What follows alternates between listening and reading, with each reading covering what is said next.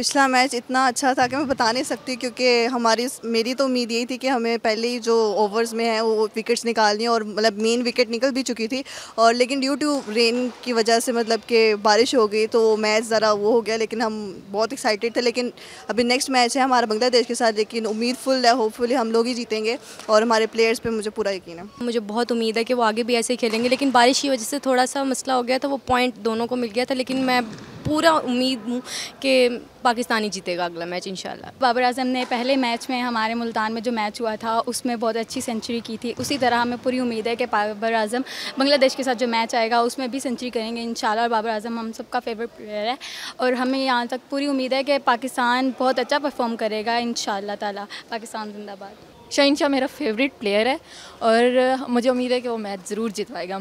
इस बार जैसे वो पहले विकेट उड़ाता है, इस बार भी ज़रूर ही उड़ाएगा और हमें ज़रूर जितवाएगा। पाकिस्तान जीतेगा, बाबर आजम 100 बनाएगा और पाकिस्तान जिंदाबाद।